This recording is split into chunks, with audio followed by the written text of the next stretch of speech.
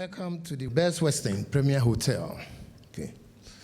Today is a special day because we are launching a new profession. Now, I know practically everybody here is a professional, either an accountant, a lawyer, or a banker, or something close to that. Okay.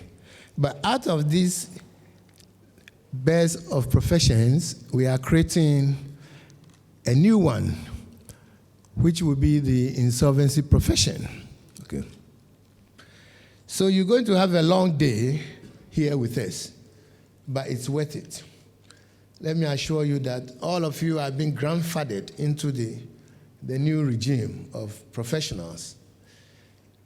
Now, after this season is over, those of us who want to join, we have to take IP exams. In other jurisdictions, there are exams, okay? Apart from your law and accounting and banking and all that, you have to do specific examinations and pass them properly, not 499 or 419 or whatever it is. You have to pass properly, okay?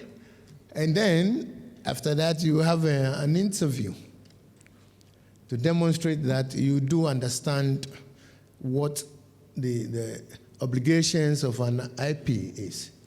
But for purposes of today, you are being grandfathered in. So we have this abbreviated version of the training so that at least those of you who are currently practicing will continue with your practices without missing a beat. Okay. Now, with that out of the way, let me ask the Registrar General, our host for today, to come up and give her welcoming remarks. She is not very well, but she found it very important to have the show go on today. So welcome her, please. Thank you. My Lord Chairman, Professor Justice Samuel Databa, Mr. Felix Sado, President of Garia, representative of the IFC World Bank Group Leader, Ghana Office, Garia Council members, present and other Garia members, inductees, distinguished ladies and gentlemen, good morning.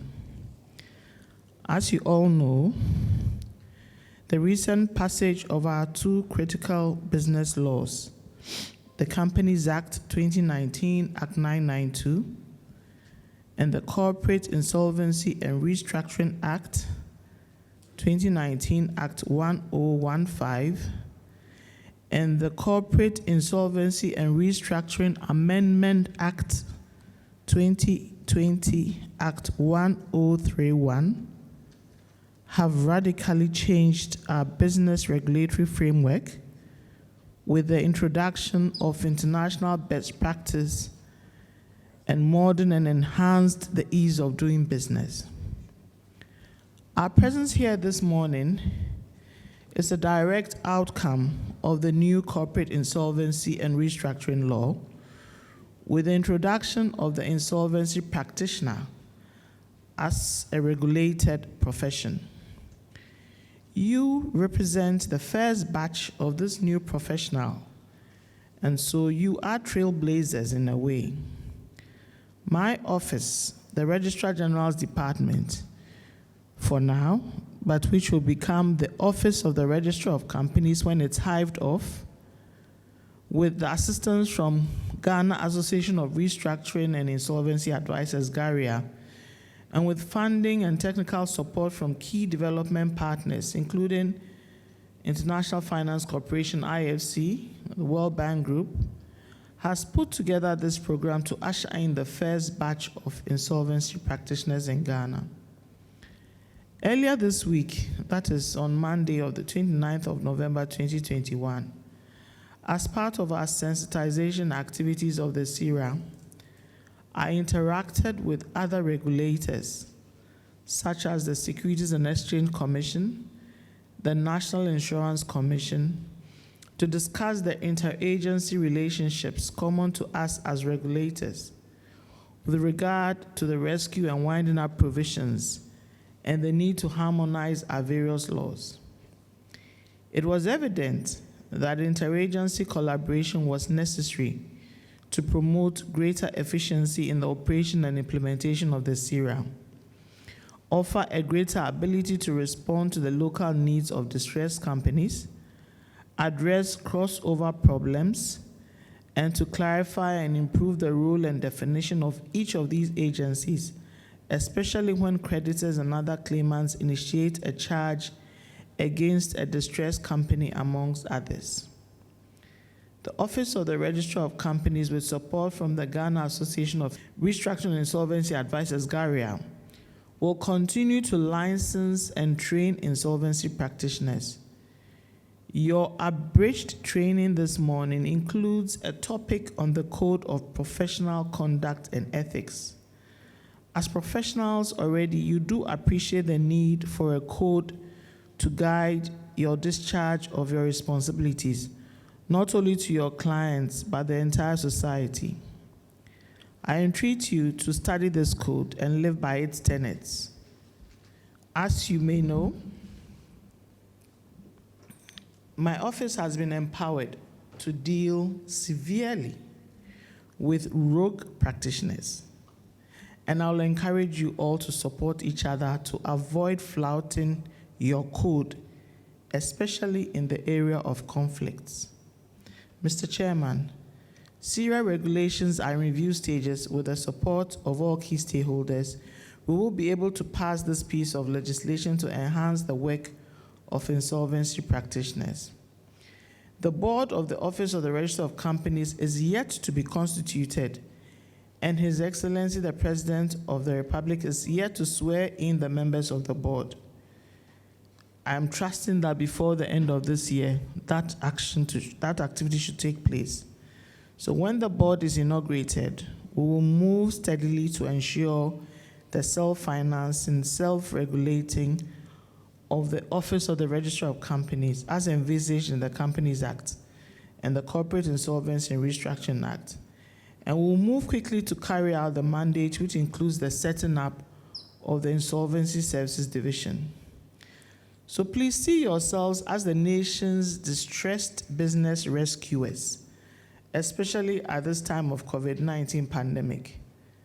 I know some of you already work long hours to meet clients' deadlines and provide them with solutions.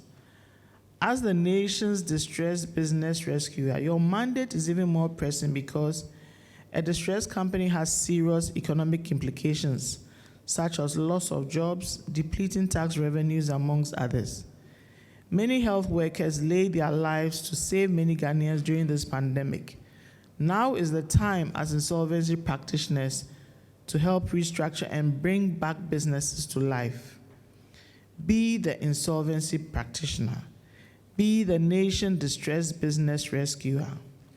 Distinguished ladies and gentlemen, permit me to acknowledge the Governing Council, Honorary Council of Garia, the sponsors, IFC, SECO support, and other developmental partners whose tireless efforts over years have culminated into this historic moment in inducting the first insolvency practitioners in Ghana. Inductees, today, as you move out there to take up the challenge in corporate restructuring and insolvency, remember these few words. Be the insolvency practitioner. That gives hope to businesses. Be the professional who exhibits higher standards, and be among the nation's business rescuers. Mr. Chairman, ladies and gentlemen, I thank you all for your attention. God bless our homeland Ghana and make our nation great and strong. Thank you.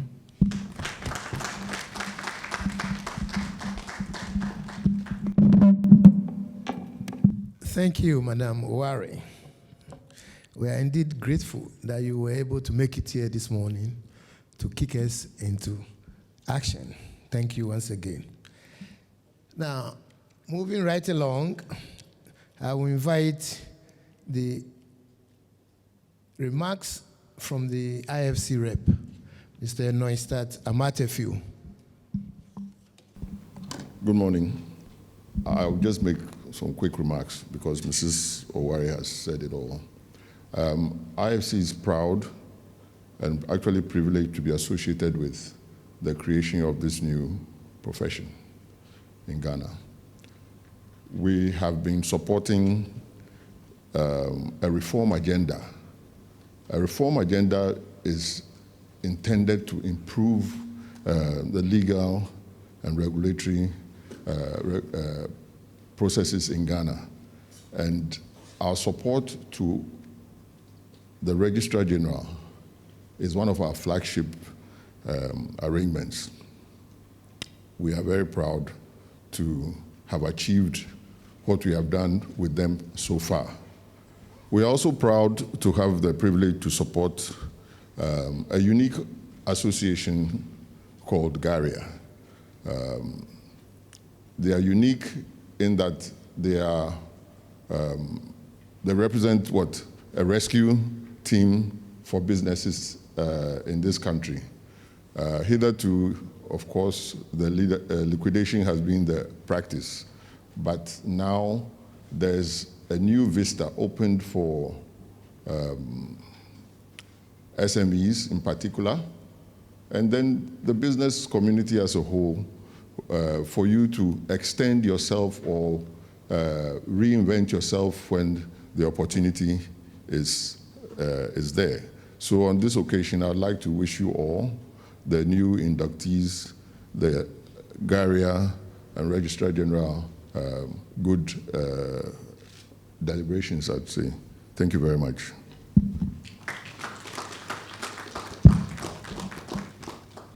Thank you, Mr. Amatefu, and thank you, IFC.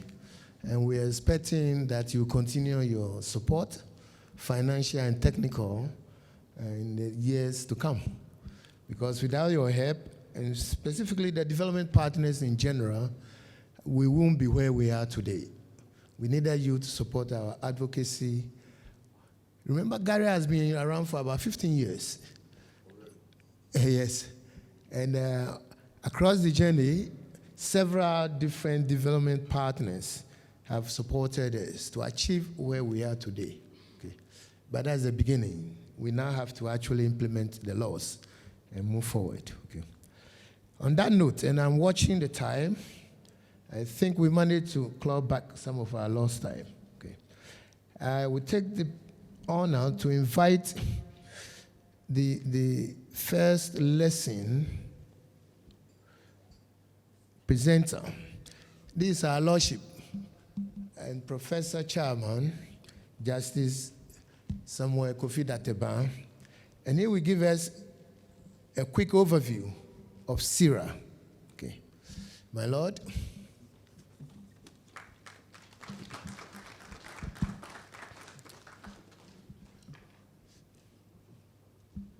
Good morning. My task is to give you a broad overview of the new regime for the rescue of distressed companies. And I'll begin by giving you a bit of the history of the legislation which provides the framework. So I'll look at the introduction and briefly touch upon administration and restructuring. Yeah. Now, prior to the enactment of the Act in 2020, that is the Corporate Insolvency and Restructuring Act of 2020, Act 1015, there was no general legislation enabling a struggling company, a distressed company, to be rescued. The main resort of creditors was to move in and liquidate the company. That clearly was not a desirable situation. There was, of course, the Bodies Corporate Official Liquidations Act, 1963, Act 180, that dealt with official liquidations. As you know, that meant that the company was insolvent and the company had to be liquidated. And indeed, under Act 180, it was only the Registrar General who could liquidate the company. So there wasn't even room for private practitioners such as you to assist in the liquidation of the insolvent companies. So there was a gaping hole in the law which was begging to be filled. Now, I had the good fortune in 2008 to be appointed by the then Attorney General to chair a so-called committee of experts. And our main business was to reform the Companies Act 1963. But also, since the Act 180 was a companion bill, and as I've indicated, since there was an inadequacy in that there was no rescue dimension, the Attorney General also commissioned a report from Garia, which was still in existence, as the President has just indicated.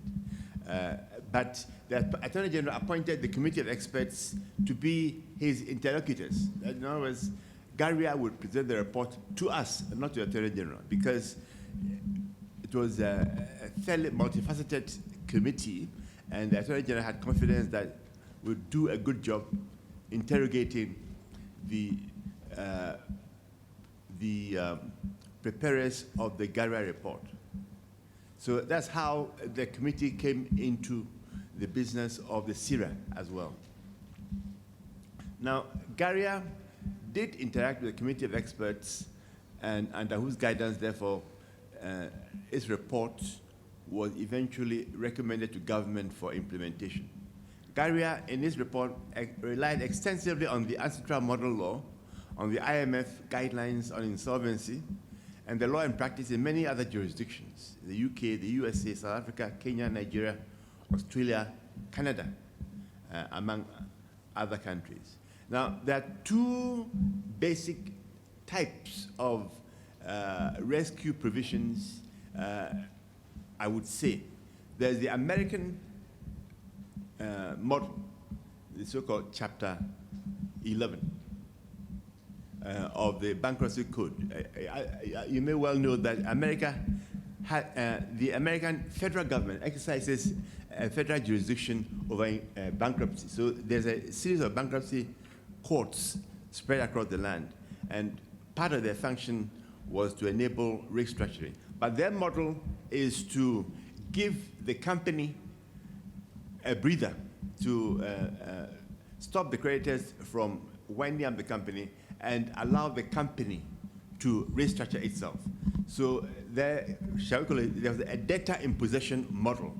That is, if you are a distressed company and you are making heavy weather, then the system allows the creditors to be restrained while you yourself restructure. The theory being that since you are managing the company, you are probably better placed to know how to bring it back into health. The British model of administration, they call it administration, is different in that instead of allowing the company in distress to manage itself, there is a third party, an administrator who is appointed to take charge to try to rescue the company. And therefore, in the Garia report, these two competing ideas were discussed. Indeed, the ideas in the report were put before a stakeholders meeting on 30th September 2009 under the auspices of the Federal Private Enterprise Foundation. But basically, the Garia report went for the British option, administration, where the company management was taken, in popular parlance, out of business, although it's not technically correct. I mean, the prime mover was to be an administrator appointed to take charge of the administration of the company if the company was distressed. Now, so this is what this slide indicates, that the UK model was what was adopted, and indeed there was already a precedent in the Ghanaian jurisdiction under the Insurance Act, which provided for so-called judicial management, which was again a third party taking charge of the company away from the normal company management to try to rescue the company. The proposals by Garia, of course, did not cover statutory corporations. It covered companies registered under the Companies Act. Yeah, next slide. Yeah, so that's a brief history of where we are at now.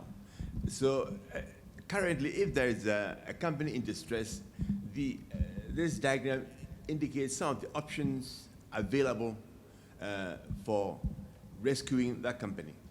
There could be informal arrangements. I mean, the company could, the directors might be in good relationship with their principal creditor and say, hold on for a moment, hold on for 2 months, we think we can write it and so on. In other words, there can be informal arrangements between the creditors and the company in distress, which could lead to emergence out of distress. Also, there can be formal arrangements. And under the Companies Act, there can be a scheme of arrangement where there's a reorganization plan put in place and so on. And even under the Companies Act, in certain situations, the creditors can appoint a receiver and manager to take charge of the company and get it back to health. And of course, there's a traditional option of liquidation. Of course, there can be two kinds of liquidation, although if you are in distress, it's probably the official liquidation which is more likely. If you are solvent, there can be a voluntary liquidation under the Companies Act. And then the next option is what is of interest to us here and to you as a new profession. Although your profession also does cover receivers and managers under the Companies Act, because under CIRA, receivers and managers under the Companies Act also have to be IP professionals. Now, what is of interest, therefore, is the new option of administration under the CIRA. Now, Section 1 of the CIRA gives a good overview of the regime, which provides as follows. The purpose of this act is to provide a legal regime for the administration of the business, property, and affairs of a distressed company in a manner that provides an opportunity for the company to, as much as possible, continue in existence as a going concern. So the emphasis is to try to keep the company going as a going concern. Also, the temporary management of the affairs of the company, business and property of a distressed company. Then the placing of a temporary freeze on the rights of creditors and other claimants against a distressed company. The development and implementation of a restructuring plan which results in a better return for the creditors and shareholders of the company that will result from the immediate winding up of a distressed company. So basically, CIRA offers a new option, which is beneficial to both the creditors and the distressed company. That is, managing the company as a going concern, not breaking it up, and enabling the better return to reward both the creditors and the company. So the Act sets out these provisions expressly. Of course, the corollary is that the creditors are restrained during the period of administration from exercising the rights that they have. Now, another overview is presented by this slide, which shows you the various possibilities. Again, our focus is on administration. I suspect that other presenters will go into more detail about the administrative process, the protection of company assets, the role of creditors, what is called a restructuring agreement. I mean, one of the principal tasks of an administrator after appointment is to develop, after convening the creditors, a restructuring plan for their agreement. If the creditors agree to a restructuring plan, then the administrator enters into an agreement with the company. That plan then becomes a restructuring agreement, which then plays a role in the administration process. So that is the new model. There's also official liquidation. The CIRA repeals and reenacts the body of law contained in the Bodies Corporate Official Liquidations Act. So official liquidation is still available. It's not available under the SIRA. The main difference is that unlike in 1963, when the only official liquidation had to be the Registrar General or the Register of Companies, now private practitioners such as you will be authorized to carry out official liquidations in accordance with the new provisions in SIRA. And also, the Act establishes a new insolvency services division within the Registrar of Companies office. Then there are other provisions which will be, I suppose, dilated upon later. The cross-border insolvencies using the ancestral model are now possible, and so on. Now, the specialized deposit-taking institutions, that is banks and other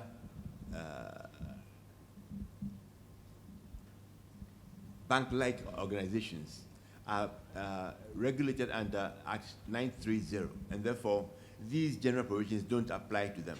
Also, I mentioned the Insurance Companies Act of 2006, which already has judicial management, which is a tailored administration for insurance companies. Then, of course, individuals have had the Personal Insolvency Act of 2006, although I don't know of any individual who has ever been declared bankrupt. And then, technically, the local authorities can raise debts, but I don't suppose that they've ever been given the authority to do so. I mean, they have the legal authority, but I suppose there has to be government policy and permissions. But even if they raised debt and they were in difficulty, they would not be subject to this act because that debt will be sovereign debt. Yeah. Now, I'm beginning to wind down, and I will pose this question.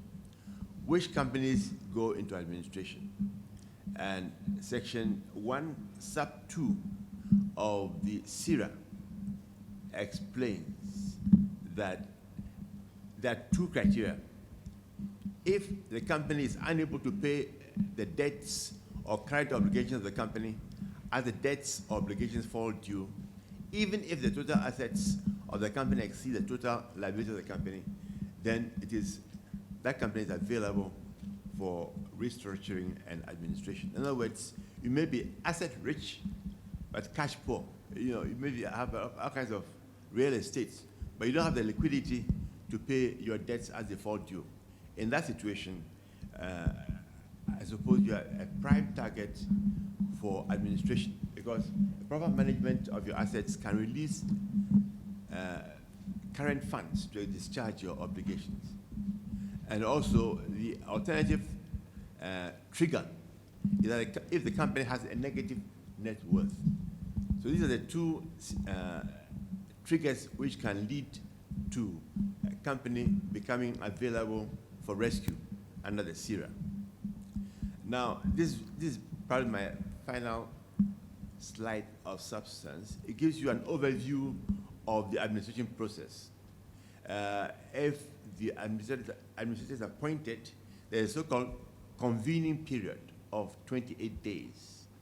Now, within that convening period, on day 10, he should have convened the first creditors meeting. You should notify the creditors and get them around the table to discuss the way forward. And then he should convene a so-called watershed meeting within 7 days after the convening period of 28 days. The watershed meeting is a vital meeting at which the administrator will present a restructuring plan. Meanwhile, of course, he'll be gathering all the information, the financials from the company in order to develop a rescue plan.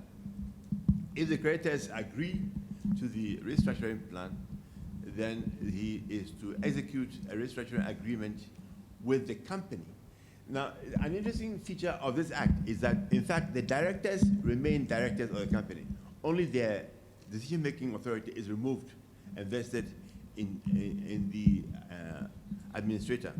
But when it comes to entering into an agreement on the restructuring plan, they still have authority. So the administrator can enter into an agreement with the directors of the company, and then the restructuring plan becomes a restructuring agreement which is to be implemented by a restructuring officer. Well, very often the restructuring officer will be the administrator who has been renamed, because he has the most intimate knowledge of the company. So it would make sense for him or her to be made the restructuring officer. But there's no automaticity about it, because the creditors can say, no, you've done a good job in preparing the plan, but we want somebody else to implement it. Now, the restructuring agreement, you can see the elements of it on the board, and I don't think I need read them out. So that's basically an overview of the new regime which is in place, and I suppose I have to take questions. Yes. All right. The floor is open. Introduce yourself first, please. Okay, my name is Osei Ejejemfi from ICAG. ICAG, yes, okay. So thank you for the picture, the Sierra. And in your presentation, I heard you say that a company in distress with an administrator has to receive the financials. And then based on that, we decide on the next line of action. Now, what I know is that for many companies in distress, they may not have their financial statements prepared. And that would be going to be a difficult task for the administrator. Is there anything in the law that makes it mandatory for such companies in distress to ensure that they have the financials to assist the administrator to know that kind of action? Yeah, of course, the companies under the Companies Act have obligations to do their financials. If they're not doing their financials, then there's a problem. But the administrator will have to organize ways of determining the financial health of the company. So if the company has been in breach, it may need to extend the convening period. It can go to court and seek an extension of the convention of the convening period. So the administrator takes charge of the affairs of the company. And if one of the problems is that the company has not been doing its accounts, he has to organize for the company to do its accounts. Because you cannot determine the health of the company except through financials of some sort. And therefore, if it's in a very parlous state, the 28 days may be too short, and you may have to apply to the court and explain to the court, and the court will then expand the period. Thank you, my lord. In practice, most companies which are in distress financially generally have been required prior to their getting distress to maintain IFRS type of accounting systems. So the assumption is that all along they've been maintaining good books. Okay. So the 10-day requirement is for the directors of the company to be able to at least sort their affairs out and then give the administrator a financial picture. But as my lord said, in instances where they cannot do so, assuming for months now they haven't been running IFRS level type of accounting systems, and they don't have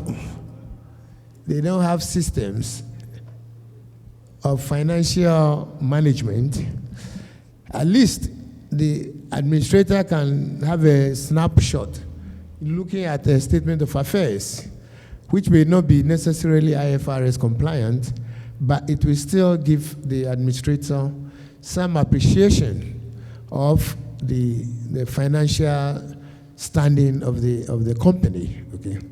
But it's imperative that the administrator uses a financial snapshot of sorts, and that's the responsibility of the directors, so that the administrator can carry on his work. Okay. Yeah. Thank you. Thank you, my lord. My name is Maxwell Amihir. I'm from Addison Bright Sloan. I would like to know, concerning the restructuring agreement, that will be signed between which parties? The restructuring agreement. Yeah. That contract will be signed between which parties? The administrator? The company and the restructuring officer. So the administrator proposes the plan. If the plan is agreed by the committee of creditors, then it is put to the company to sign, and the creditors will determine who is the restructuring officer. It could most likely be the administrator. But if they don't trust him or they don't think he can do the next stage, they can appoint another restructuring officer. But it's between the restructuring officer and the company to be the basis upon which the plan is then implemented. So it's between the company and the restructuring officer. So on the side of the company, that will be the director who will be signing. The directors, yes. As I said, the directors are not removed from office. Only their powers are, shall we say, put into a state of suspended animation. You know, they can't exercise their powers, but they have not been removed. The administrator, when appointed, takes charge of managing the company. But the board of directors is not dissolved. It becomes a toothless bulldog. But it's still there. Now, at the stage of the restructuring plan being approved, they have to sign the agreement on behalf of the company. So the company is then bound by the company, by the plan. And the restructuring officer is then also empowered to implement the plan. Thank you. So in the course of the administration period, apart from signing this plan, what else will the directors be doing? Nothing. Nothing. As I said, they've been disabled. Mm-hmm. So the management is now in the hands of the administrator. I suppose they'll be having a watching brief, making sure that it doesn't set a foot wrong. But basically, the act disables them, and the powers of management are now vested in the administrator. But they have not been dissolved. In terms of legal liability, who now will be responsible for legal liabilities of the company? The company. The board has not been dissolved, but they are not running the company. Yeah. So who will be responsible the for company, legal liability? as you know, in company law, the liabilities of the company are the responsibility of the company. Now, the agency of the company is no longer the board of directors, it's the administrator. So administrator is incurring liability for the company. Right. Okay, So if you ask who is responsible for the liability of the company, I would say the company. The administrator is? The administrator is the agent for the company, but he incurs the liabilities for the company. Right. Just one final question. In making decisions, will the administrator be making it alone, or he'll be making it in concert with the directors who have not been dissolved? No, directors have no role. The directors have no role. The administrator moves in and runs the company under the authority of the Act. So the directors are disabled. They're not dissolved, but they're disabled. Thank you very much. Incidentally, in cases where the administrator needs advice, he may consult with the committee of creditors. Now, once the administration kicks in, on day 10, they have to appoint the committee of creditors. And they may be like a sounding board. But for all practical purposes, the administrator is the decision maker. He may take the advice of the creditors or he may not. Okay? And if situations warrant the administrator going to seek the direction of the court, he has the authority to also do so. Okay.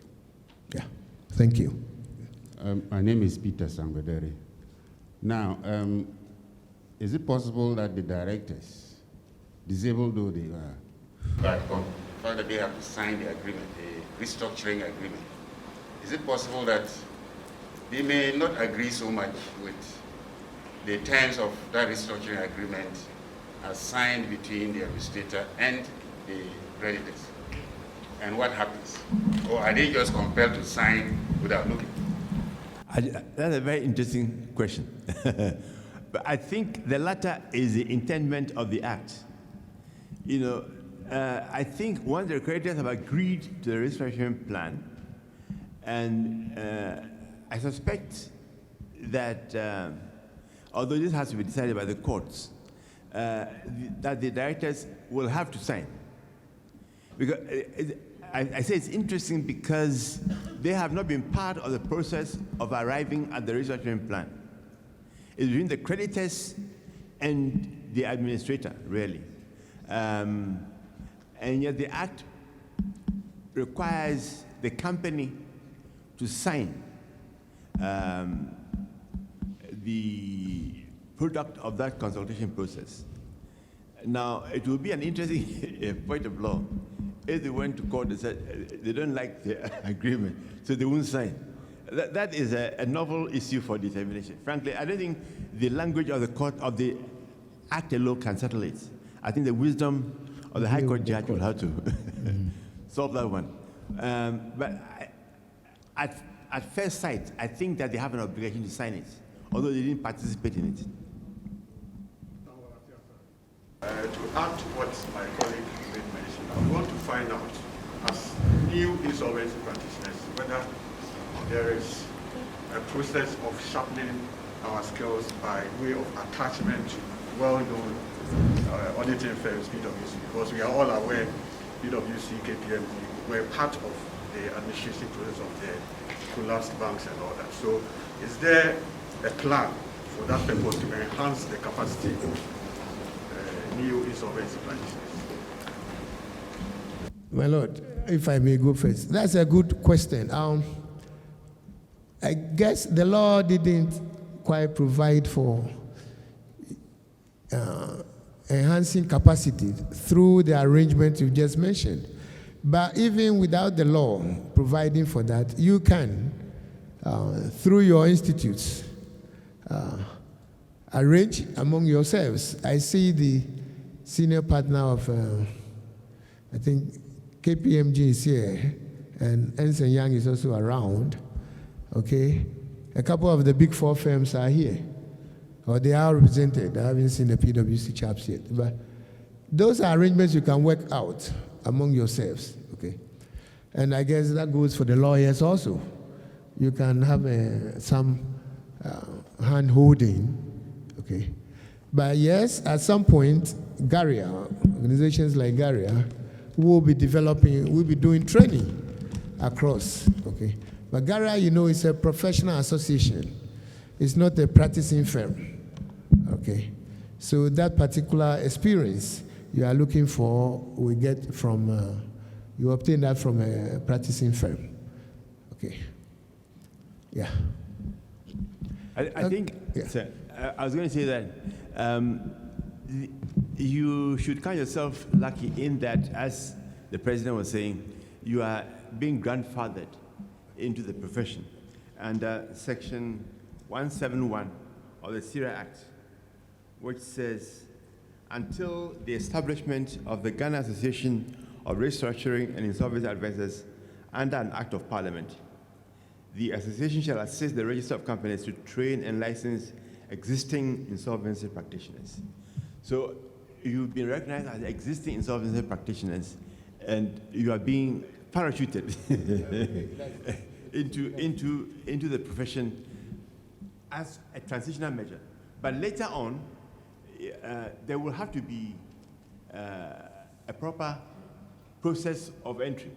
And that process, as outlined by the internal workings of Garia, would in fact involve an exam and also a degree of internship.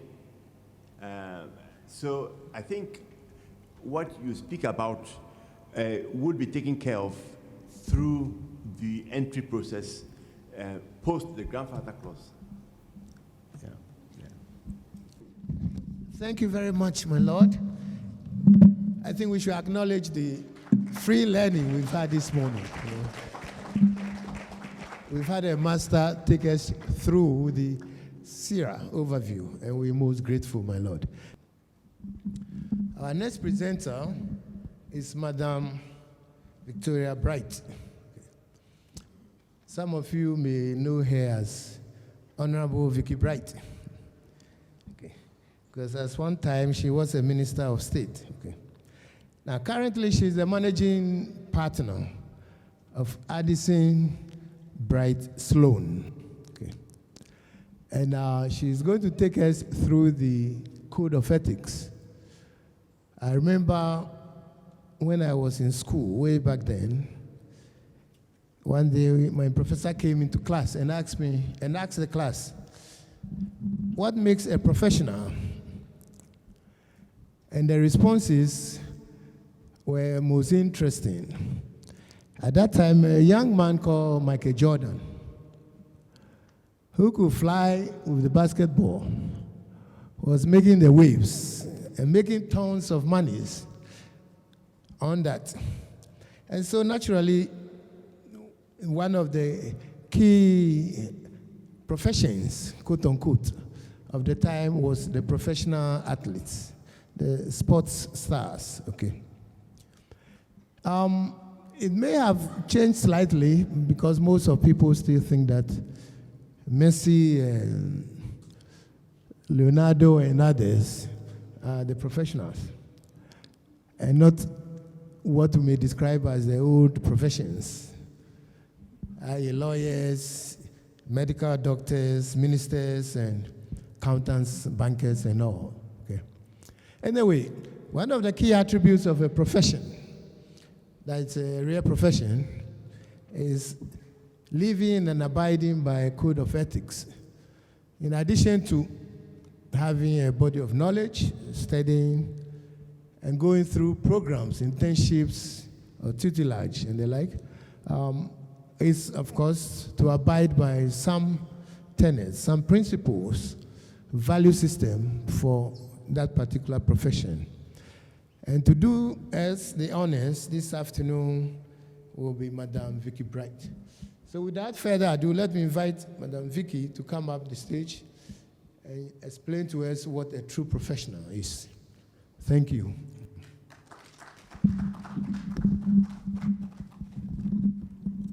Good afternoon. I hope you've all been fed or slightly fed and watered. You'll be fed after this. As Felix mentioned, we're going to be talking about the Code of Ethics as new IP practitioners, like, Hunton, could you go back, please? Like associated persons.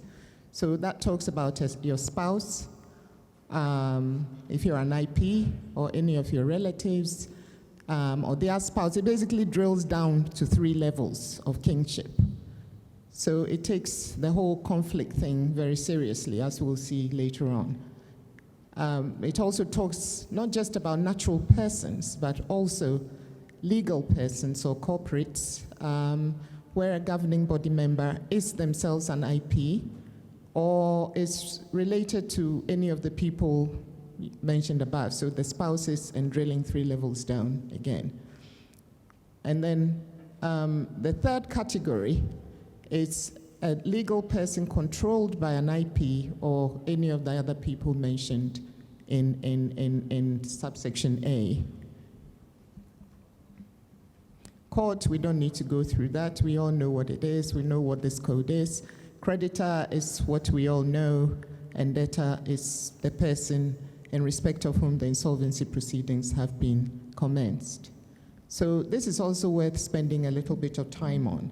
I think someone asked earlier on when my Lord was presenting what you'll do if you don't have the requisite skills to actually execute your duties. And my Lord explained that you could hire people to assist. And essentially, there are 2 categories of people that you could hire. You could hire the experts and you could hire the support staff. And both are defined within the code. Expert means a legal or natural person who provides the services that you need to basically enable you to perform your duties competently. And when they talk about experts, it could mean basically a lawyer, it could be an accountant performing the IP duties who needs some legal help, or you need the help of a surveyor, or any kind of expert at all who you would need given the nature of your duties to assist you to execute those duties efficiently. Insolvency estate basically means the estate over which you are presiding as an IP. So all the assets of the debtor, everything they have, money, securities, rights, interest in assets, anything belonging to him which you can dispose of or use to satisfy creditors' claims. So who is an IP? IP is a liquidator, a receiver, a manager, as defined under the Companies Act, which we saw under the tree that my Lord showed us earlier, an administrator, a restructuring officer under the SERA, or a trustee in bankruptcy under the Insolvency Act, the old Insolvency Act, who has the requisite licensing and professional indemnity insurance. I'm sure you would all have had to pay your professional indemnity insurance premiums to be issued the insurance certificate for the Registrar General to allow you to be grandfathered in. Laws, we know what that means. Participant in insolvency proceedings means all the stakeholders, basically. So the courts, debtors, creditors, anyone else who's involved in proceedings against the debtor or considered otherwise to be a participant in the proceedings according to law. Support staff is what I was mentioning earlier. So this is an expert or anyone who, with your consent as an IP, has access to documents and information concerning the performance of the IP's functions.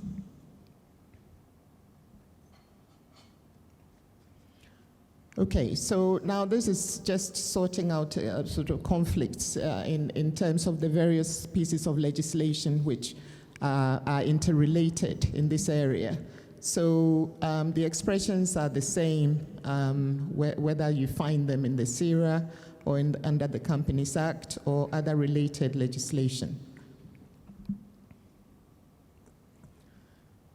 So to whom does this code apply? It applies to all IPs who are licensed under the SERA and to the experts and support staff we mentioned earlier.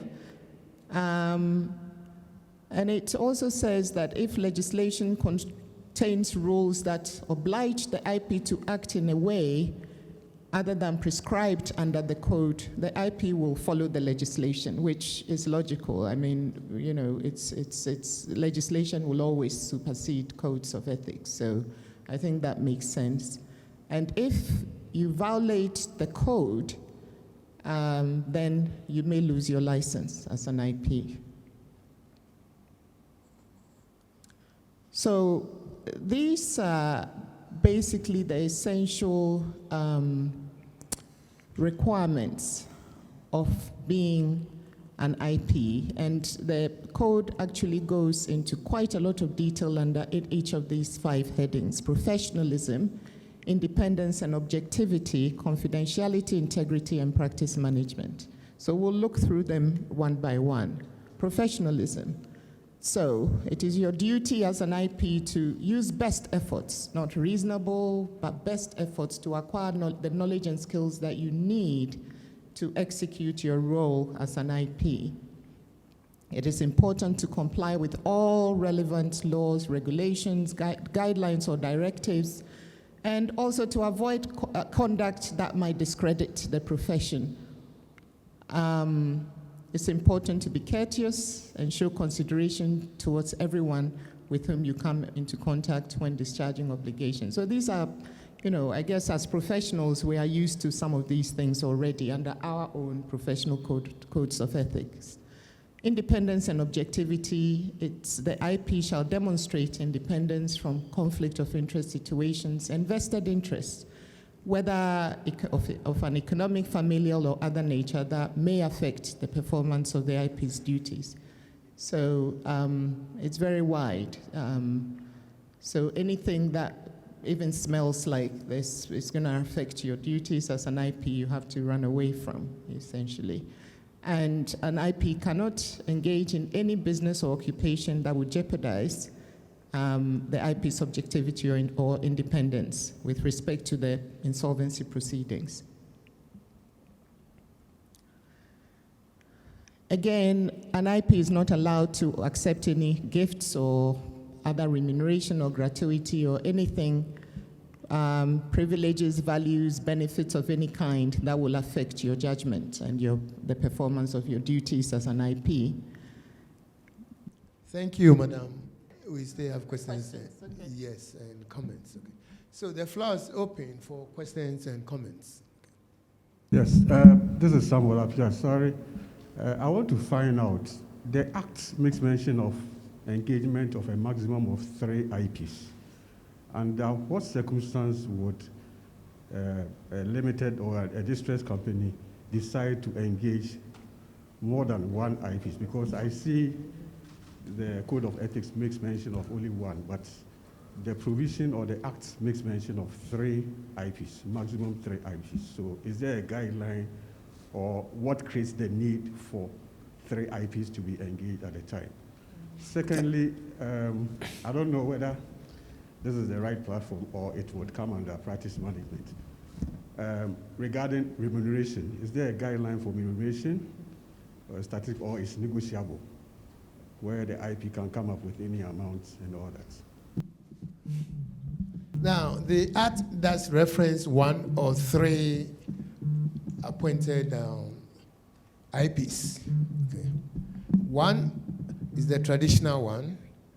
Generally, we do have joint appointees. That means 2. But the Act specifically skipped the second or 2 appointments, 2 IPs, and then went to 3 because majority decision. Okay. If there are instances where there is a disagreement between the 2 or the joint appointees, then in this particular Act, there's no provision for 2. You need 3. And so the majority vote, so to speak, will carry the decision of the IP. Now, to the substantive issue, why should we have more than 1 IP? Or why should we have 3 IPs? In developed markets, and very soon, Ghana, we hope, will be a developed economy. At least we are on path for that. You realize that there may be situations where you need more than 1 IP to manage the affairs of the distressed company. Okay. The main center of interest may be, say, Accra, but you need an IP based in Kumasi to help you do the work here. All right? Or the company may be in different lines of operation, different industries, maybe a holding company. And you need, quote unquote, the IPs for the various companies, okay?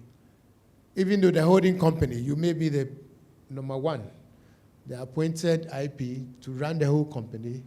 For the subsidiaries, it may be more efficient to have more than 1 IP and then define their areas of their mandates, okay?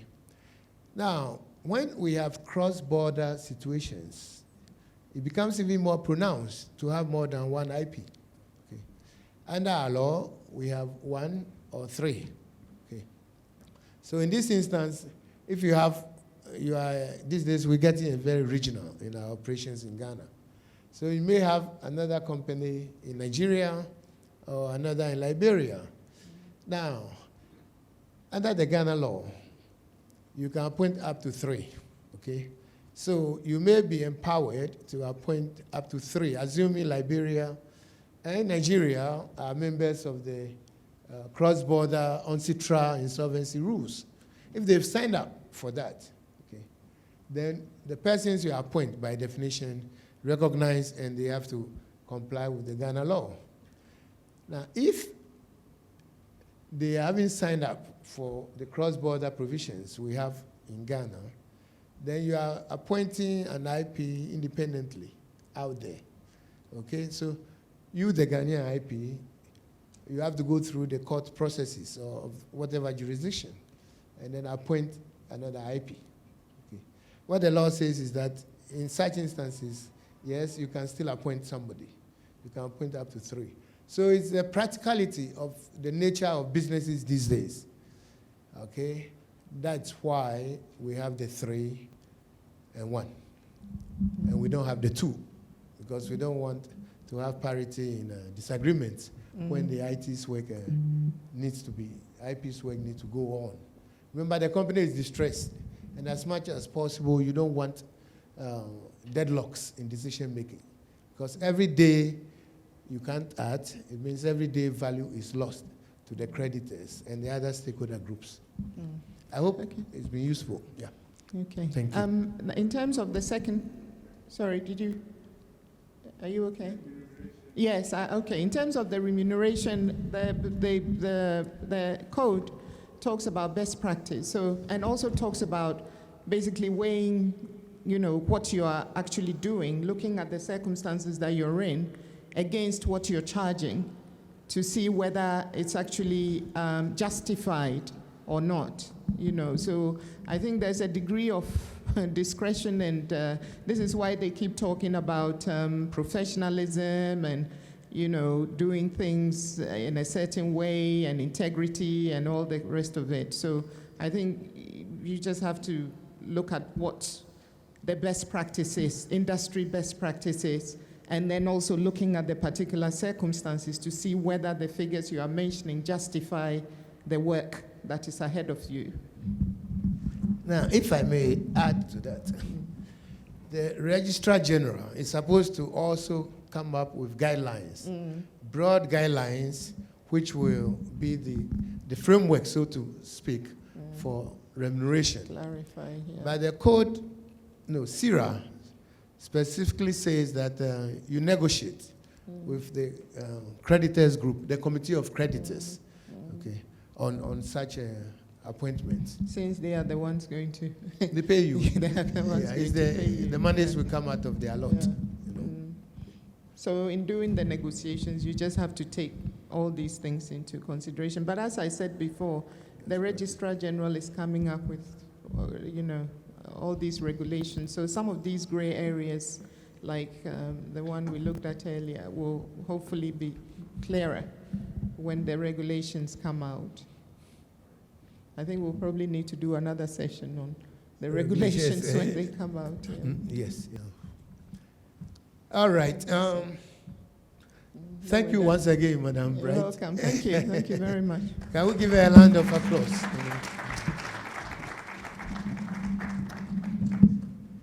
That brings us to our third presentation. And our next presentation is on the IP. Okay.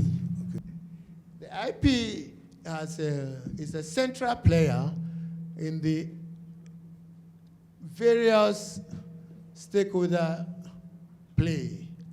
As you can see, the IP is critical to the company which is distressed. It's also very critical to the shareholder group. The staff of the company, that's the employees, are also very interested in what the IP does. The courts, at the end of the day, the IP may take direction from the court. Okay? But whatever happens, if there are disputes and the like, it ends up in the courts. The IP's main supervisor, so to speak, is the creditor group. You have banks, that's the financial group, the lenders. You have trade, supply, credits, and the like. And then, of course, staff, who are also owed monies.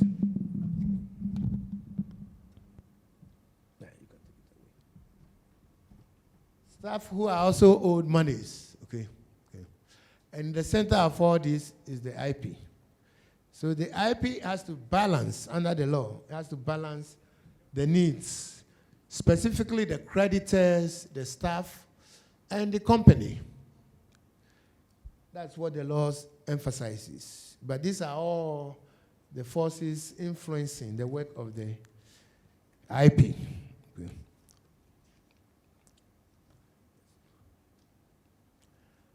just before we came in, I took a quick profile of who are currently signed up, who have signed up to be IPs. Okay.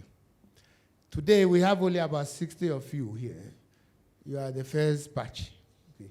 There will be a second batch early next year who will also go through this parachuting process, as Prof mentioned.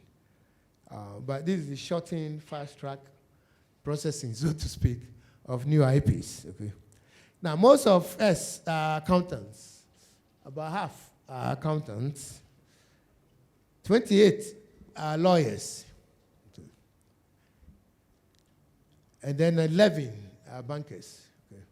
On Monday, we were at this forum where, was it Monday? Anyway, we were at one of those forums recently. And the banker who was presenting had no idea about the provisions in the code. One of the critical provisions in the code, it's in the Act, is what we call post-commencement financing. And basically that says that if you lend monies to a distressed company, that new lending takes superior priority to all other lending, including secured charges. Okay? In other words, it takes number one rank. And behind or second to that ranking becomes the taxes, the prefs, we call them. Monies you owe to utilities, the company owes to staff for about 4 months, and then the taxman. They are all secondary. Okay? And then the third line of ranking is secured charges. Okay? And this is very important for lenders to know, because a distressed company needs fresh capital to work, to turn around. And you need to protect this fresh capital. And this is what this law provides for. Okay? Yeah. So it's important we continue with the education, and I hope more bankers will take advantage.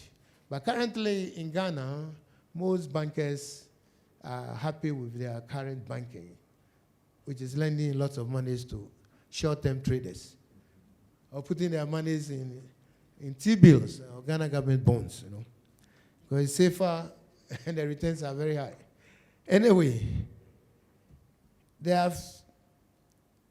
most of us are men, if you look at the gender profile, and we have just about 15% or so who are ladies. Okay. And I guess it's a function of, even if you look at those who have signed up here today, most of us are gentlemen. I guess it's a function of the profile of our professions. Bankers, generally men. Lawyers, mostly men. And accountants. Okay? I know of a few accountants. Veda is there. Okay?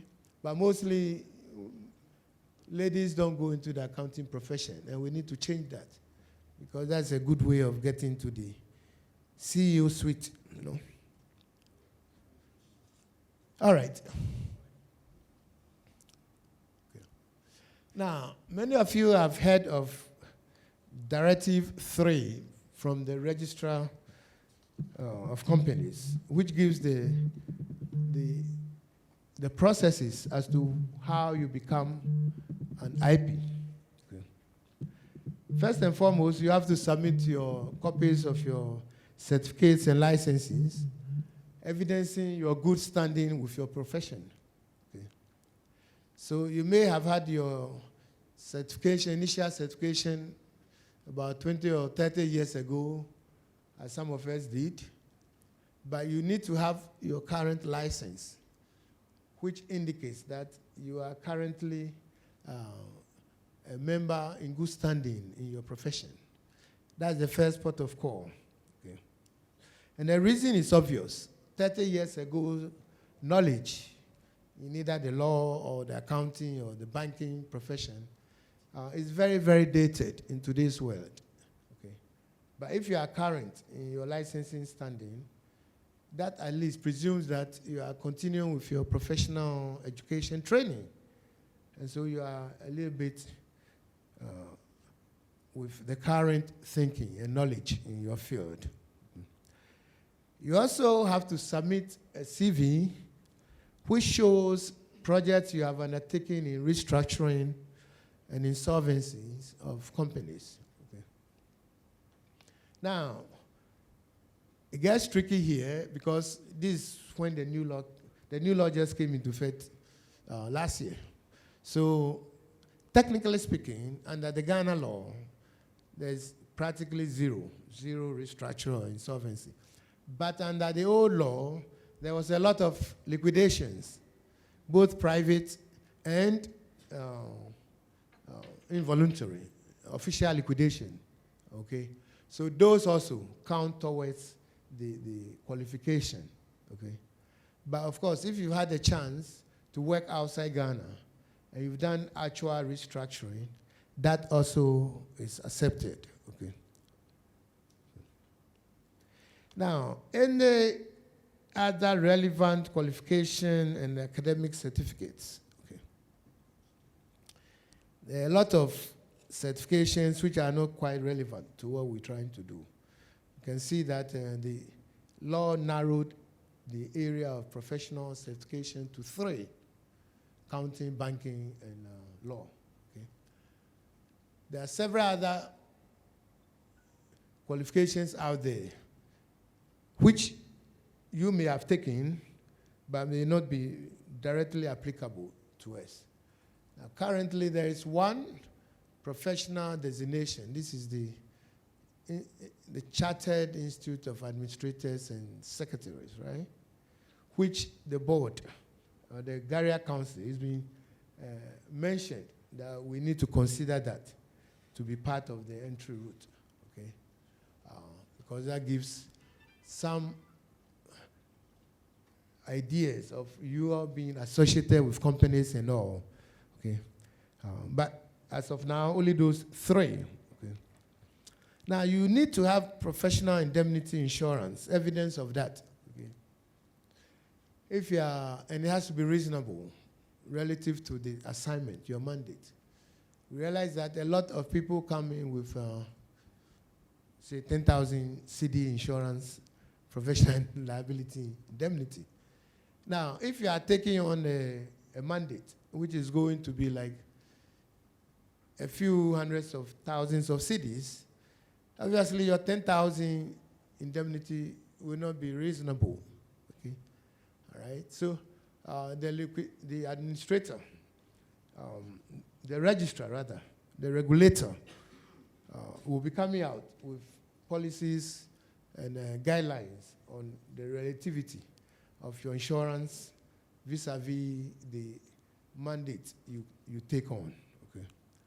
And of course, you pay a 3,000 CD fee, basically to process your certificates and go through the work to make you an IP, okay? We are very fortunate.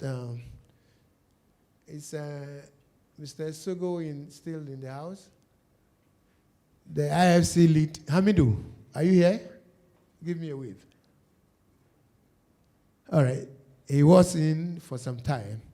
That's the IFC lead country supporter of our programs. He was here earlier. Neustat and Co. all work with him. Okay. IFC is picking up the tab for today's event. So when you have your snacks and lunch and all that, think of IFC. Okay. That's why you were not charging any fees to come into today's event. But we're running costs, as you can see, the hotel and all that. Okay. And even printing the brochures with the mistakes, you know. We're running costs on them, okay?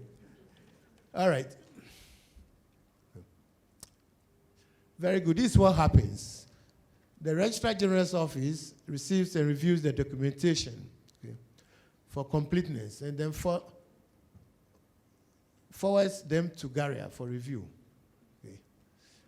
Now, with Garia, we look for evidence of restructuring, insolvency experience, okay, and then we slap on a recommendation, okay? Basically in 3 categories. We don't object. We are recommending approval of you being an IP. We may also do conditional approval, that we need more information from you, the candidate, or recommend outright rejection, okay? Because our review indicates that you really don't have the basis to be an IP, okay? It goes back to the RGD's office, and then you are issued a certificate, okay? Now, here a few of you have collected your certificates already, but you have to be sworn in today first and sign in before you get your IP designation. And later on this afternoon, we'll do that. Okay. Yeah. We've talked a bit about the appointment. The appointing authority, for example, for liquidation and administration, it could be the company.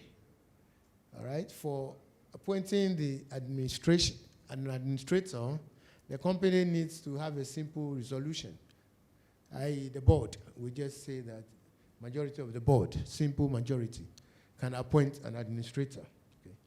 And it's because we want to, if a company is distressed, there is need to facilitate their going into administration, into the rescue mode. For liquidation, it's still required to have a special resolution, the 75%. Okay.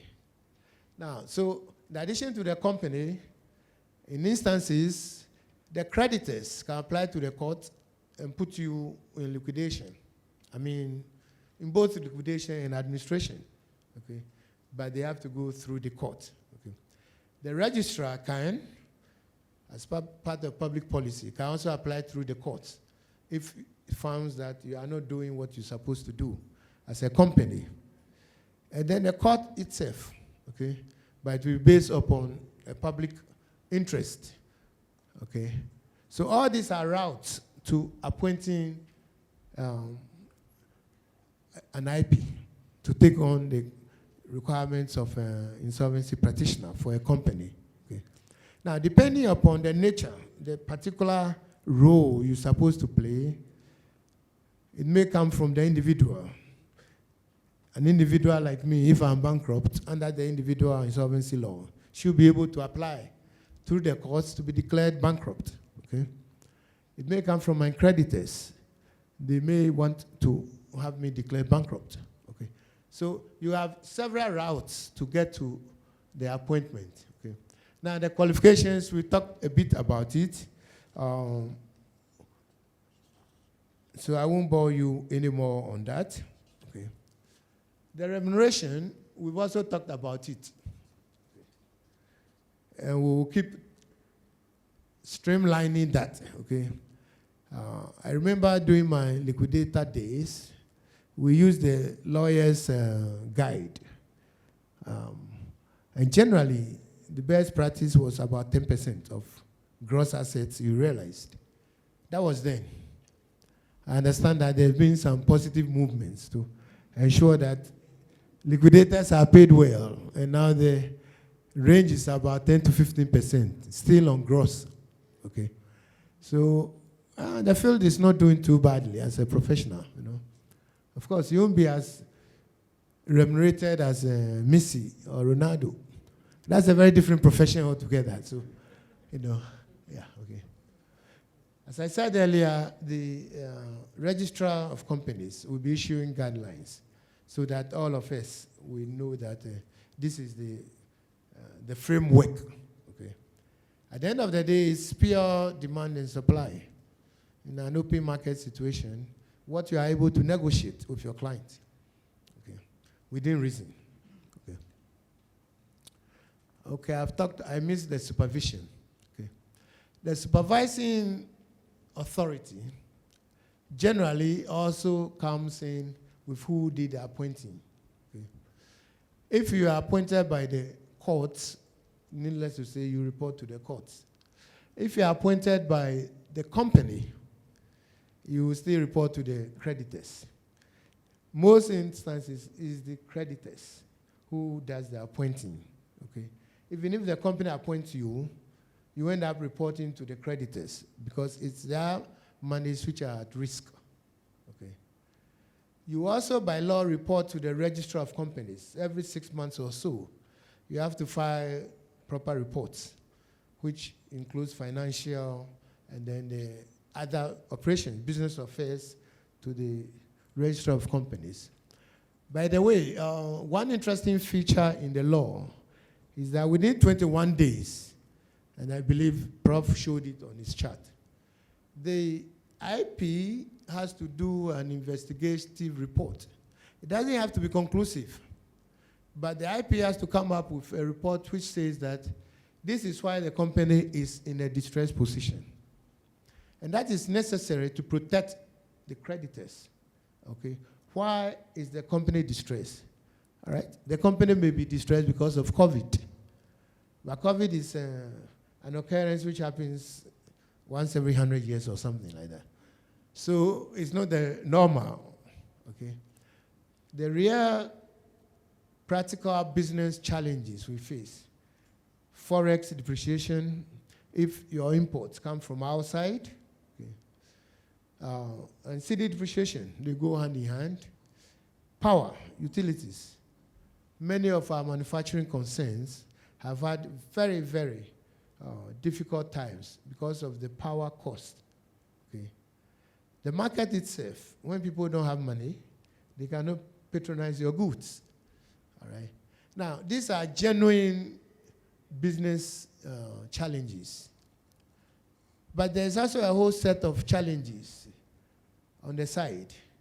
Some of the companies, those of you who are auditors, the accounting types, you realize that, and the lawyers too, you realize that many companies are actually shells for all manner of practices which are not proper, okay?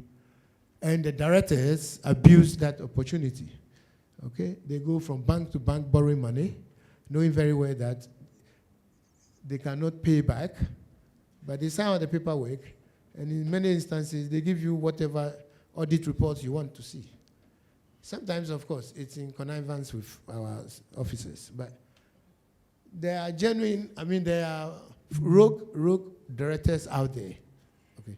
So in those instances, the IP is supposed to file a report within 21 days to the Registrar of Companies, okay, to indicate that there's a potential fraud, misappropriation, whatever the case may be.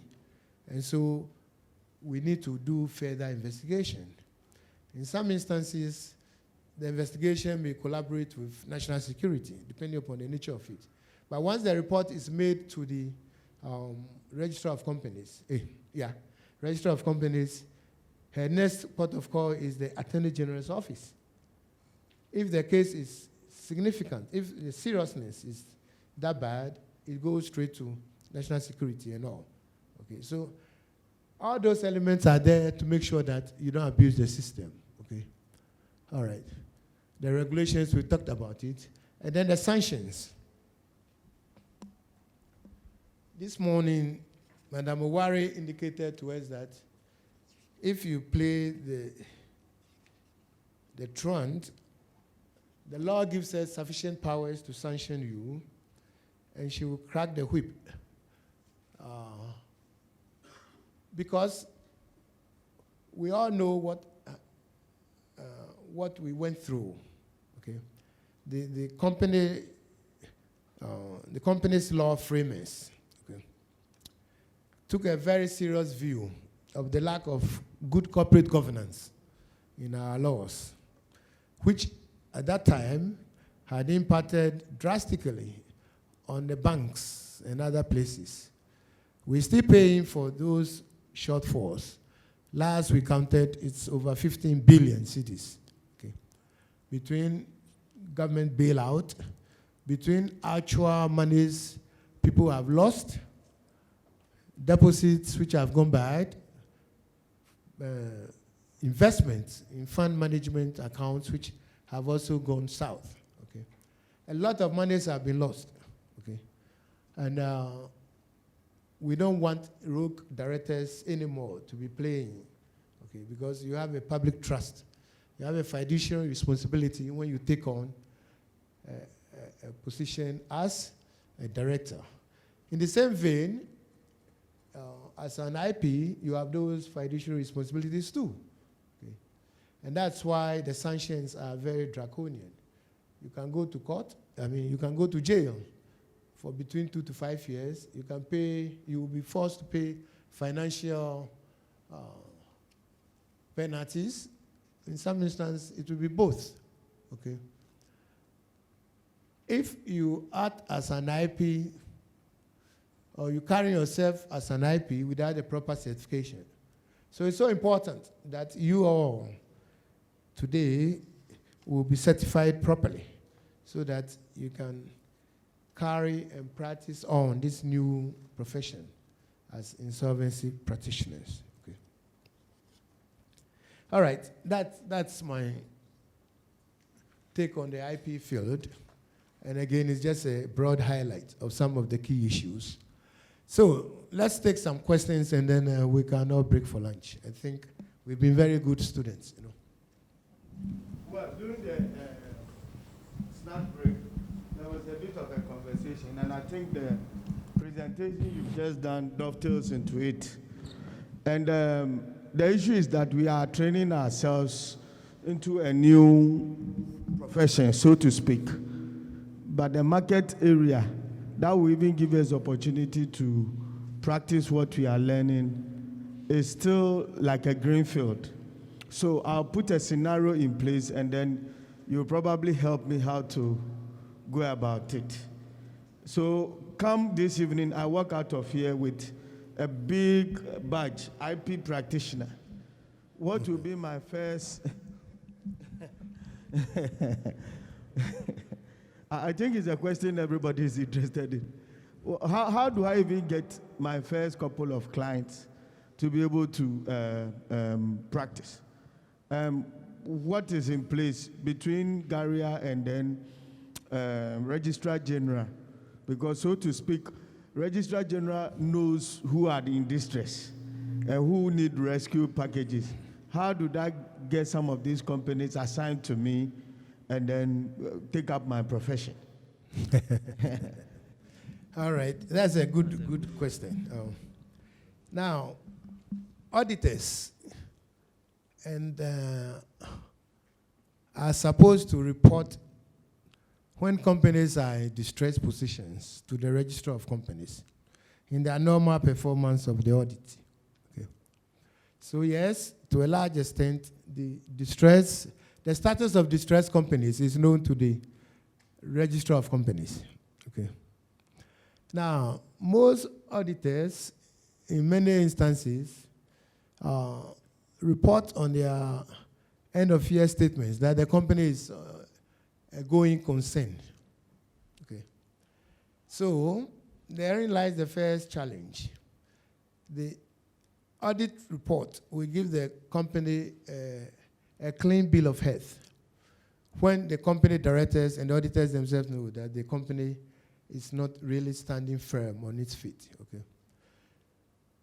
There is need for collaboration between the professions, all right, so that all the professions live by their codes and do what is right. Okay.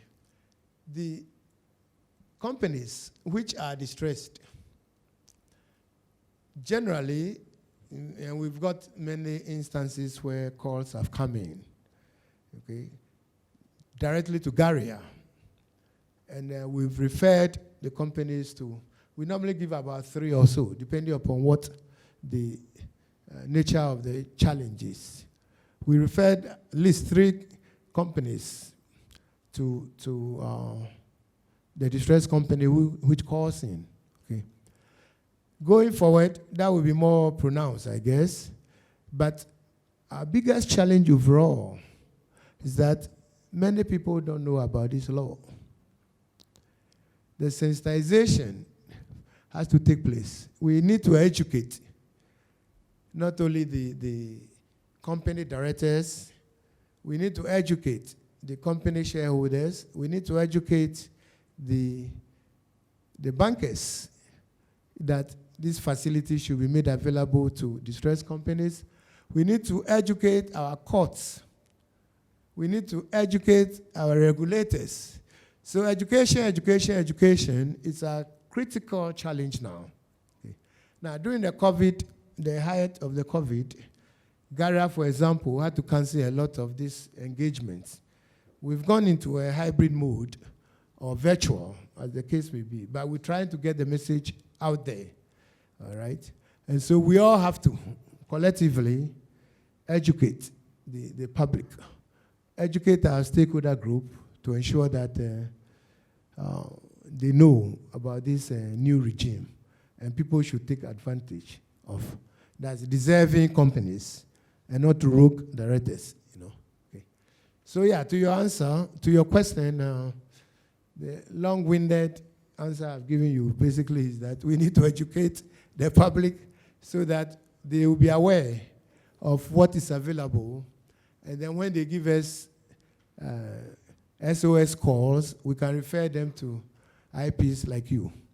You are about 100 IPs, and this is the very first batch, which will be inducted this afternoon. Okay. Thank you.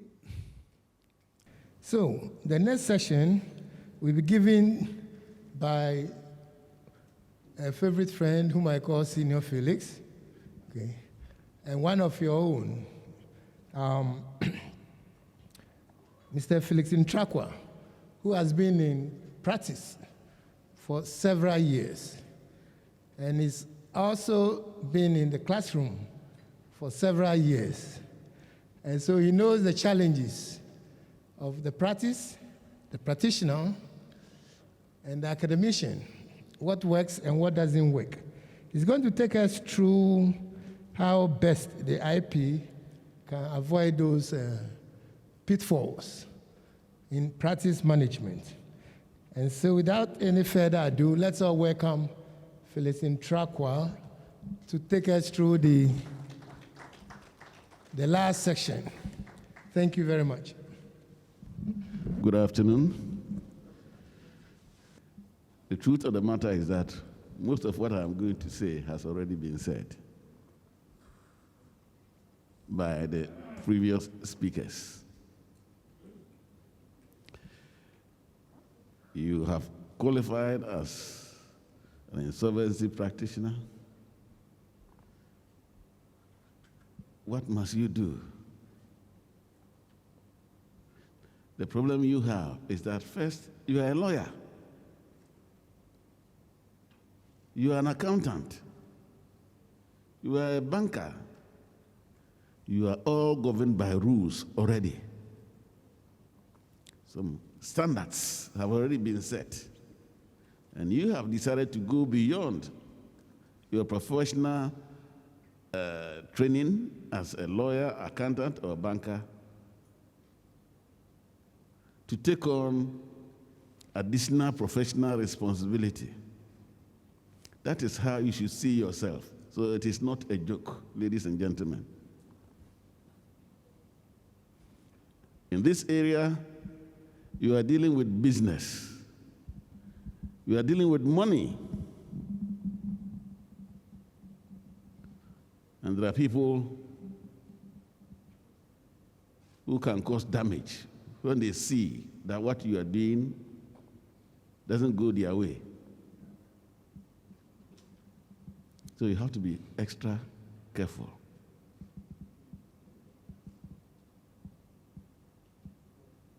So when you are invited to render professional services,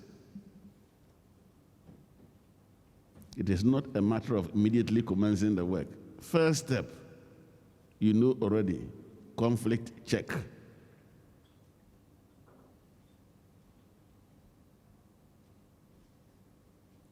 That will be your first responsibility. But perhaps I have to go back and look at what I have put down there. The background. Let me take the background first. That there was a time in this country to find out whether a company is solvent or not, whether a company should be restructured or not, required a political decision. Rescue, yes. Bankers could also do that. But let's say a typical Ghanaian-owned business that is on the verge of collapse. Who are your creditors? SNIT will be number 1. Ghana Revenue Authority will be number 2. Employees will be number 3. So already you are dealing with the government. And why should the government make a decision on your private business?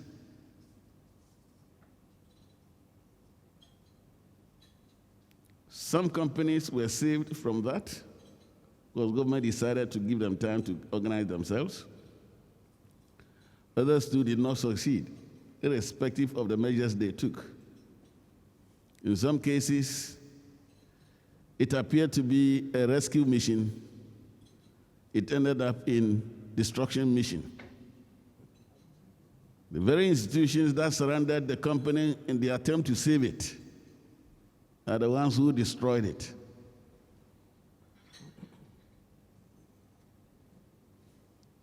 So if you are not lucky, you are in trouble. But this law has come at a time following the immediate passage of the Companies Act.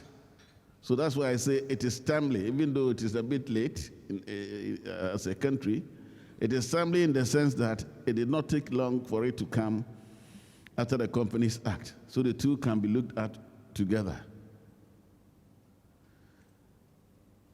The professionals in this area, you know, when you do your conflict check, immediately conflict of interest may not show. You may say, oh, I have not worked for this company before, or maybe I don't remember. It may not show. But still do it as a first step. You don't have to take their assignment because you think there is money. You can embarrass yourself. I have come across people who know that you are conflicted, and they will still say, do it. Oh, I thought it didn't matter.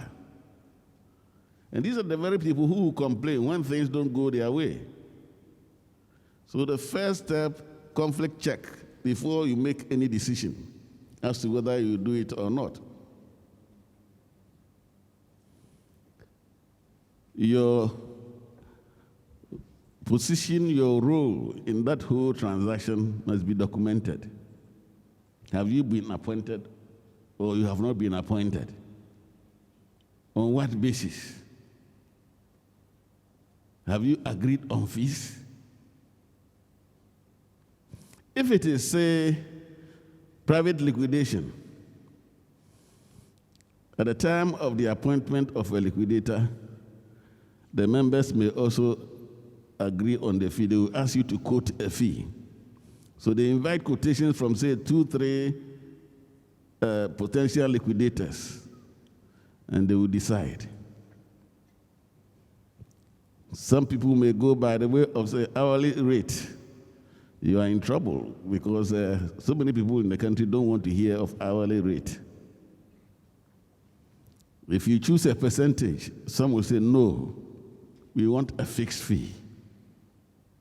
How much will this cost us? If you say 20,000 cedis, maybe you are cheating yourself. If you say $20,000, you are out of the business.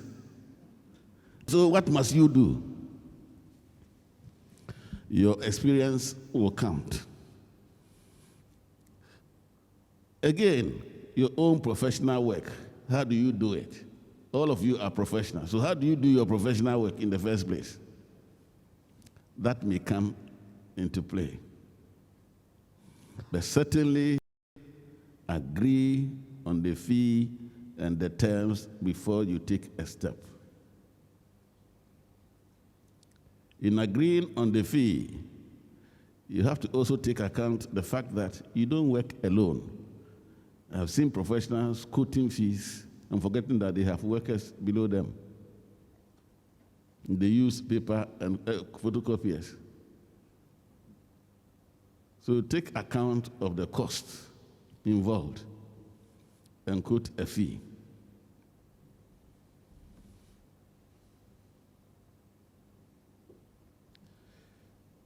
You may be a lawyer, and some of you are not just lawyers, you are also accountants and bankers. This may be misleading because you are likely to think that because you have qualified in all, you are capable of handling everything about insolvency. That may not be the case. Because you may have had your law qualification, but you've never practiced it. You may have had your accounting qualification, but you are practicing law.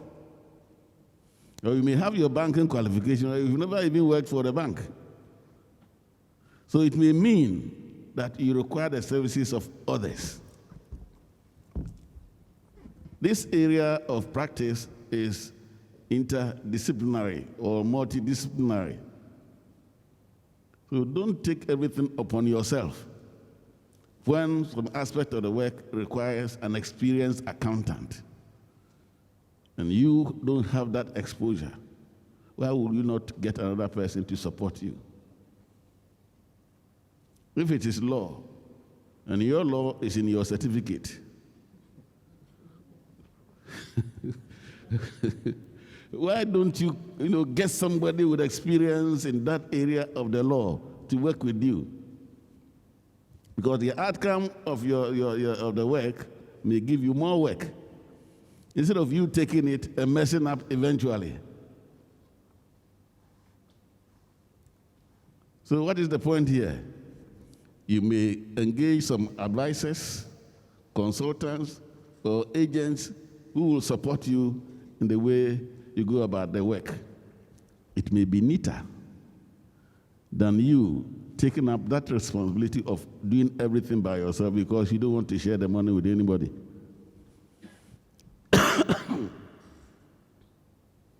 Yes. So much has been said about the role and responsibilities. I'm using just these two words. The fiduciary relationship in your accounting, in your banking, in your law. These two words will feature forever and ever. And they mean a lot. So bear in mind that relationship that you have with a company that you are supposed to work with. If it's liquidation, if it's administration, you have to deal with creditors. Again, be careful who you sit down with. Some creditors, to be able to say no at the last moment, may send the lower grade person to meetings. Then one day they will tell you, oh, our board says this proposal is unacceptable. Meanwhile, somebody has been sitting in throughout. They're going to hide behind the board. So who are you dealing with? Does this person have authority to negotiate or discuss anything? Depending upon the aspects of the practice you are involved in, you may require a business plan. If you are doing administration, you require a plan.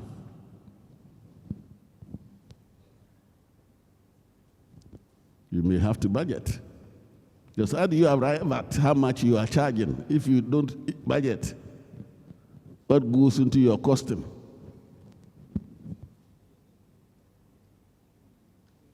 The next one, project management expertise. This is one area that internationally is becoming popular with law practice. Instead of sitting down and hoping and praying that you will finish a case in 10 years, this time Lawyers are encouraged to use project management expertise.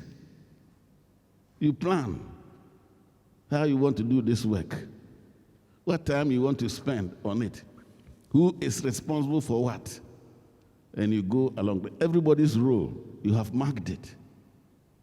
And you can estimate that, all things being equal, we can finish this in 2 months, in 3 months.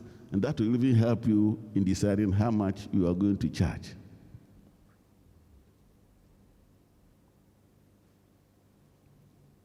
For you to move from one step to the other, you need to do some marketing.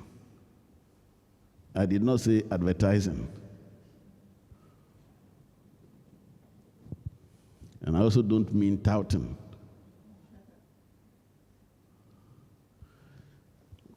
Once in the international forum, a lawyer said that his practice changed considerably after one television program appearance. One. That he was in a city, he went to a dinner and he met a journalist. They became friends. The journalist once called him, "I'm hosting this program. I don't know anybody. Can you come and help? It's only some 10 minutes program." He went there. He did it. Then this journalist moved from that television station to another. So when he went, who did he know? It was only this same lawyer. So he invited him to the news station, and that was the network he created. After that, so many people came to him. He did not advertise. And the marketing can take place in so many different ways, like you contributing to some programs. Even those who do writing, yes, that is one way, but definitely not advertising. Now, in practice, there are some pitfalls, and you can easily fall into them. Dealing with companies' assets and the staff, there can be abuse and misuse. If you are appointed as administrator, your first desire may be to look for the best cars in the company, and you start riding.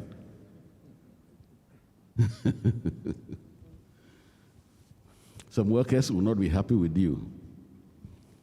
Some directors will not be happy with you. Do you mean to say that you did not have your own car before coming for that position?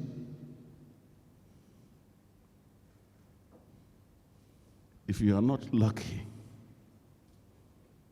and the other side, bad side of you also surfaces, you are in trouble. What is this other bad side? How you deal with the human beings who come your way.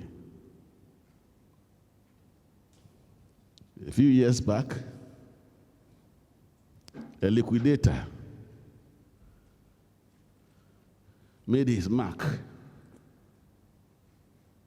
When about 6 months into the liquidation, he did not liquidate the company, but the chairman's daughter.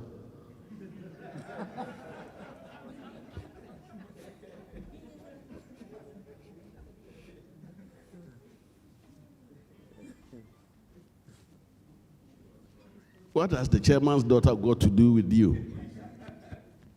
Why didn't you just do your work?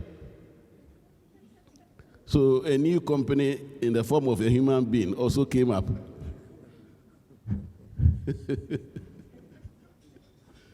So you have to be very careful. We are talking about trusteeship, administration, liquidation, receivership, and so on and so forth. Do you want to be involved in all? That's a major question. Or you want to specialize in an aspect of this profession. You have to make a decision. Or you want to be a liquidator, Or you sit outside and you fight for those who are involved. There are some lawyers, no matter what you do, they will file applications in the court. Whether they will succeed or not is a different subject. So what part would you want to concentrate?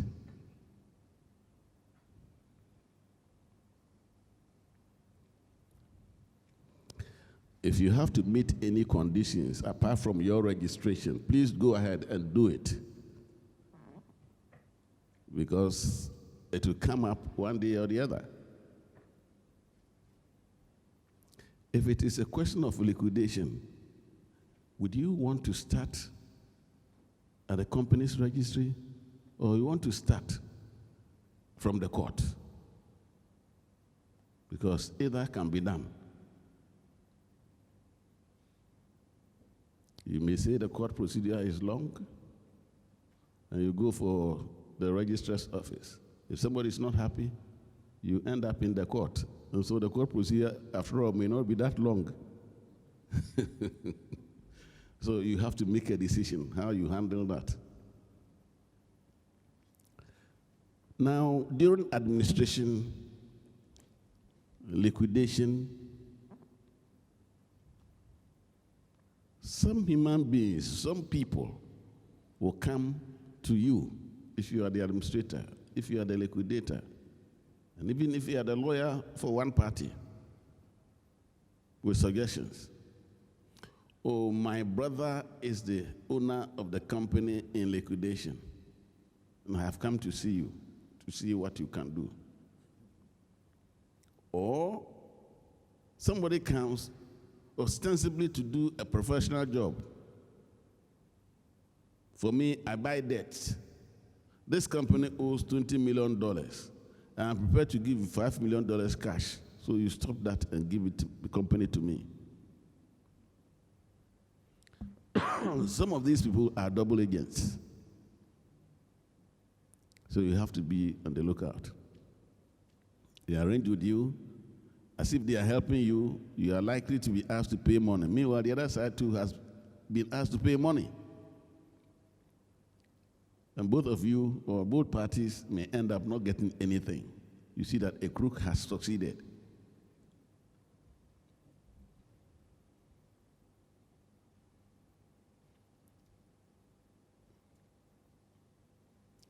If the company is one that has government interests,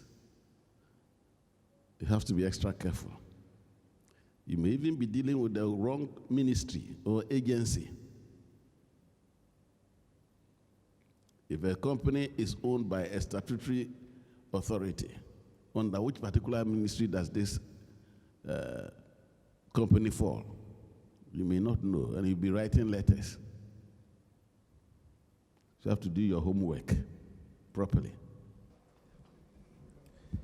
Now, at this point, we're bringing the curtain down on the presentations or the learning activities for the day.